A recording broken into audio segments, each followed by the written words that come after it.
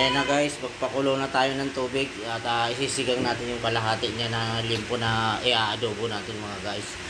Ayan, nilagyan na natin ang ricado.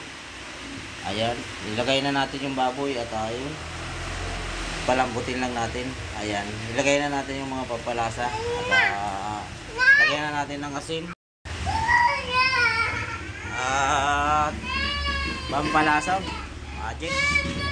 Guys, ilagay na natin yung gulay, mustasa sa okra. Ayan. Ayan. Sampalok pala guys at dinagdagan natin ng kunting pampaasim na powder. Ayan. Luto na guys, idilipat lang natin dito sa labas sa uling. Ayan na guys, sandok na tayo at kain na tayo mga guys. Ayan.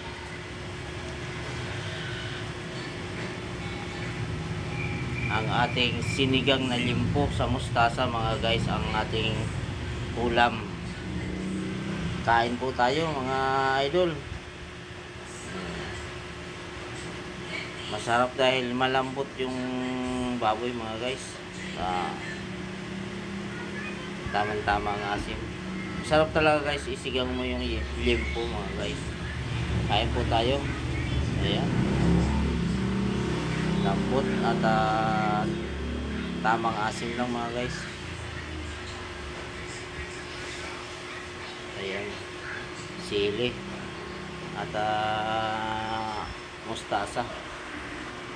Karamihan kasi guys kinalagay nila kangkong, ngayon na maiba naman at mustasa nilagay natin mga guys.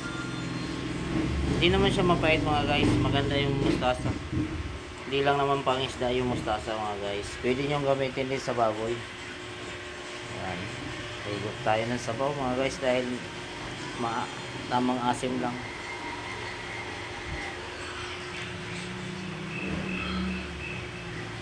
Kain po tayo, samahan nyo kumain.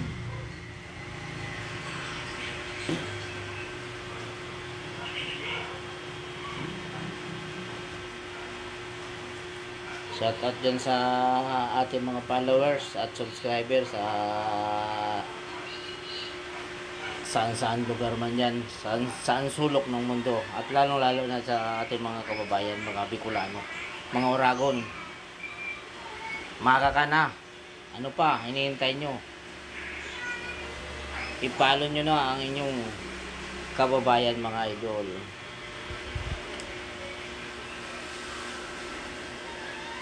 Sisay pa magtarabangan, siyempre kapwa Bicolano rin. Hindi rin naman Bicolano at marami tayong supporter dyan sa Iloilo at Luzon, Visayas, Mindanao mga guys. Ayan, ang ating mga ka-apelyido dyan sa Visaya, ayan, nagpupuan sa atin at sa Mindanao. Thank you mga guys.